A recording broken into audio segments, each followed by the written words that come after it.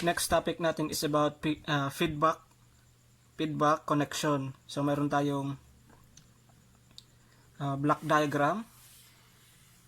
So sa previous discussion natin, diniscuss natin yung parallel connection ng block diagram saka series connection. So ngayon, para ma-master niyo yung pagkuha ng transfer function, so dapat ma-master niyo yung series parallel ng block, or kailangan yung recall yung topic mula sa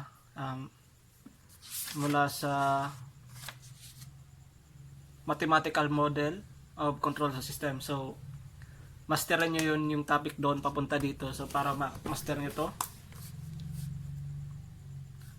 so paano natin to i-analyze? So yung meron tayong input na xs and output na ys.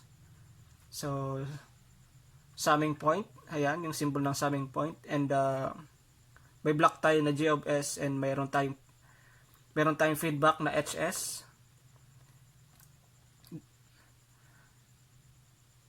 So itong point na to is take off point. So recap lang natin yon. So ngayon, itong signal na to, so output na ys pag pumasok sa block na block na negative feedback, so itong output niya is multiply mo lang, so ys hs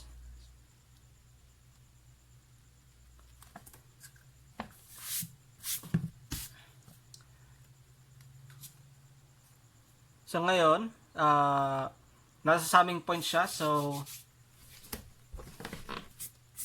entering is equal to leaving. So itong es na to, so yung es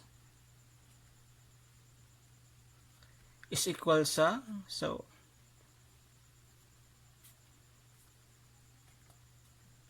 xs minus ys hs. So ngayon, ito na yung es. So ngayon, pag pumasok siya dito sa block, i-multiply din natin siya uli para makuha natin yung ys. So ys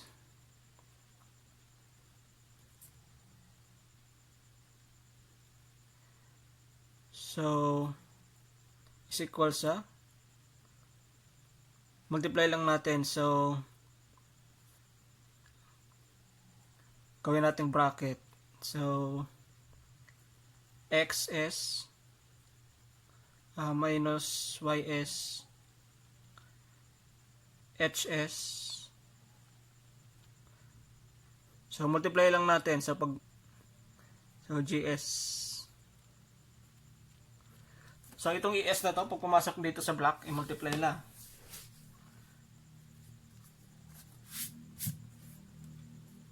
So ito yung signal na to, pag pumasok dito sa block, yung output niya is multiply lang. So ito, tig-multiply lang natin. So dito, parang Kirchhoff's current law lang to. Entering is equals to leaving.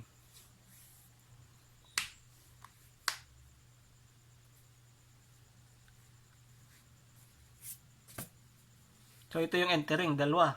Tapos ito leaving. So ngayon,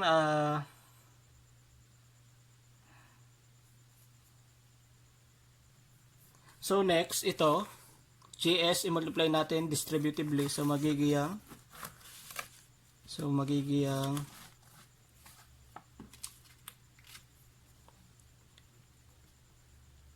ys is equals to xs gs minus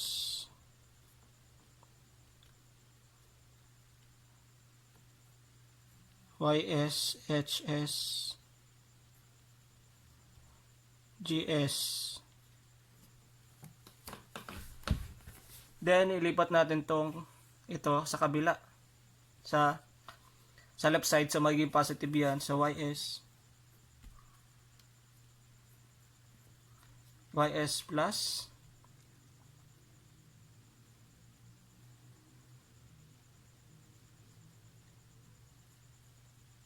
ys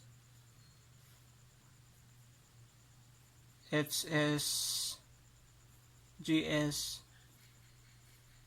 is equal to x sgs. Then ito, so common, pwede natin i-factor out. So ys,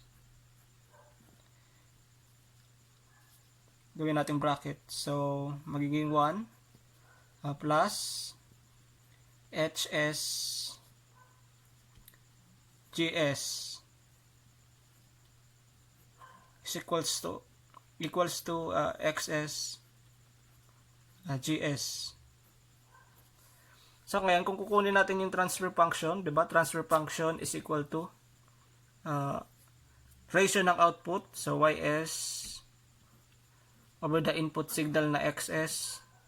Yun yung transfer function. So equate natin sa ys over xs, so magiging siyang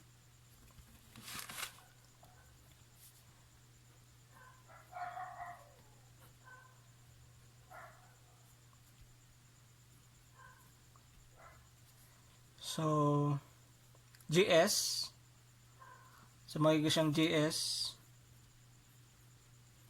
over 1 plus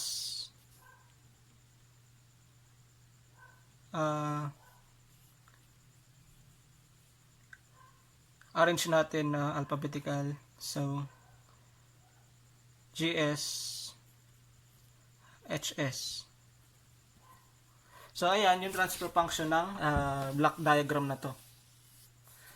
So dapat alam nyo yung series parallel saka yung,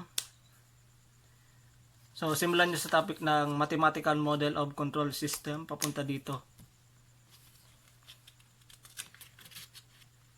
So as we discussed in previous chapter, there are two types of feedback, so positive feedback and negative feedback. The following figures show the negative feedback control system.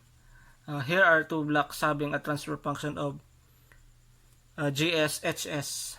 Form a closed loop.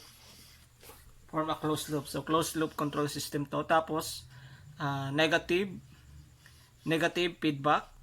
So negative feedback siya. So ito yung transfer function ng block diagram na to. So check natin kung tama.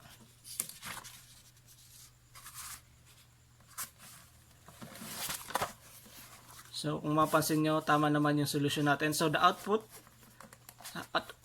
of the summing point, so yung es is equals to xs minus hsys.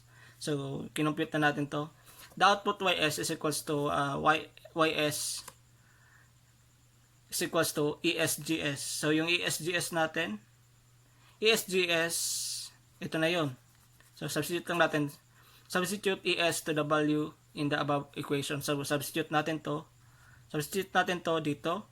So ito na siya. So ito rin yan. So yung kinumpute natin. So pag negative feedback, ito yung transfer function niya. Negative feedback.